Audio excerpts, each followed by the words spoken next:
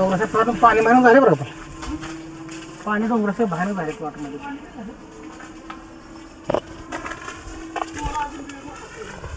पुरून गेलं नाही काय तर सांगायची भुईमुग ह्याच्यात झेंडून आंतरपिक केल्यामुळं काय झालं याला बांधणीच केली नाही. वेळच्या वेळेला पपईचं बहुतच बांधता आलं नाही. तर आम्ही सांगतो 2.5 महिन्यामध्ये आत बांधून घ्या म्हणून सांगतो त्यासाठी दुसरं काय 5 महिन्याने बांधली.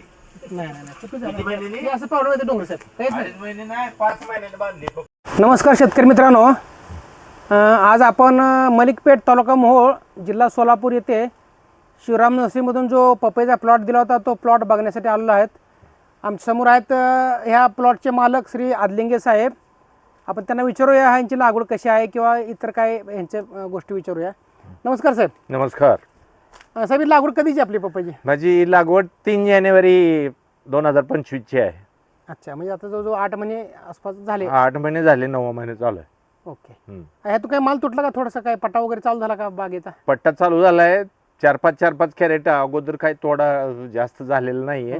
5-5 कॅरेट असं 2-3 वेळा तोडलेले आहेत. अच्छा, आता ही चालू झालेला चौथी वेळ आहे म्हणायचं ही तोडायची. आता 2 वेळा त्या फ्रूट रेस्ट वाल्याला दिले, ते फ्रूटवाल्याला थोडासा कुठेतरी माल आल्यामुळे थोडा काढला. 1 वेळा पुण्याला दिले. आता ही चौथी वेळ आहे काढायची. अच्छा अच्छा. शेतकरी मित्रांनो, सध्या आपण ज्या बागेत उभारलो त्या बागेत इतका भयानक पाऊस झालाय की अक्षरशः आम्ही बिगर चपलीचा आतमध्ये प्लॉटमध्ये आलो, एवढा भयानक पाऊस झालेला आहे. आणि याच्या बाजूला त्यांची शेना नदी आहे, त्याचं पाणी सुद्धा काही भागामध्ये थोडंसं पपईमध्ये फिरलेलं आहे. इथं कडेला आले, हो कडेला आलेलं आहे. आणि पावसामुळे जास्त नुकसान म्हणजे असं पाण्याची वगैरे जास्त गळ झाली. साहेब, आपली लागवड किती बाय कितीची आहे? ही लागवड 8x5 आहे. 8x5. आणि किती प्लॉट आहे आपला? ह्या अर्धा एकर आहे आणि पलीकडे अर्धा एकर, असं 1 एकर प्लॉट आहे. अच्छा, ह्यामध्ये साहेब नराची किती संख्या आली? आमच्या नर्सरीतून रोपं घेतलेली? तुमच्या नर्सरीतून आलेल्या रोपामध्ये एकही रोप आलेलं नाही. नराचं आलेलं नाही. पूर्ण मादी आहे. जवळ 90-95% झाडावर सेटिंग आहे. सेटिंग आहे. 10% झाडावरती सेटिंग कमी झाली. 5-10% सेटिंग कमी असतं. ऍक्च्युली आम्ही शेतकऱ्यांना सांगतोच की आमच्या ते 90% झाडावर तुम्हाला युनिफॉर्म सेटिंग मिळणार आहे. 5-4% झाडावर कमी पण होईल सेटिंग. त्याचे बाकीचे पण कारण आहेत. तर रोपामध्ये असं क्लायमेटचा इश्यू पण असतो, इतर गोष्टी पण आहेत. पण त्या मानाने तुमची रोप खूपच छान आहेत. बाकी साहेब, मला शेप वगैरे कसा आहे आपला? बऱ्यापैकी लांबडा आहे का नाही माल? बऱ्यापैकी. हो, बऱ्यापैकी लांबडा आहे. शायनिंग पण चांगली आहे. तुम्ही टोटल बाग बघू शकता, कुठल्याही बाजू झाडावर बघा साहेब, 1 नंबर शायनिंग आहे मालावरती. शायनिंग आहे त्या बाबतीत. बाकी साहेब, तुम्ही रोपावर समाधानी आहात?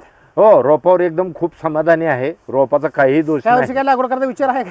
लागवड करायचा विचार आहे, पण पुरावर पूर सारखेच दिलेले रानच माझं पाण्यात आहे. तर कस काय? शेतकरी मित्रांनो, निसर्गाच्या पुढे कोणी काय करू शकत नाही. ह्या वर्षी हेवी रेनफॉल झाली, भयानक पाऊस झालेला आहे. अक्षरशः बरेच शेतकऱ्याचे प्लॉट अक्षरशः कटिंग व्हायच्या अगोदर संपलेले, अशी परिस्थिती आहे.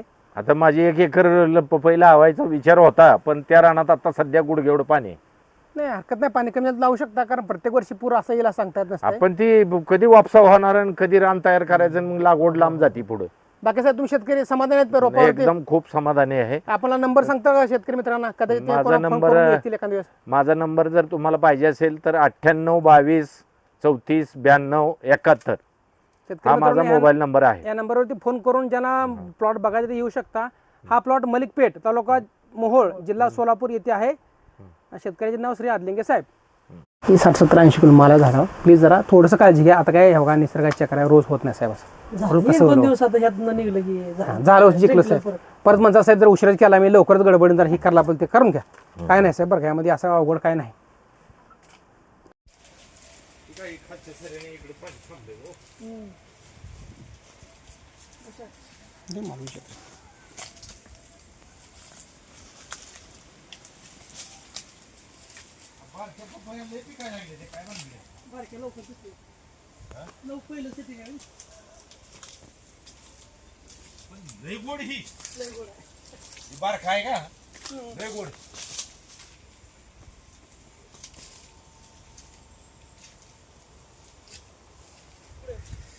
डोंगराच्या शायनिंग जास्त नाही. डोंगराच्या शायनिंग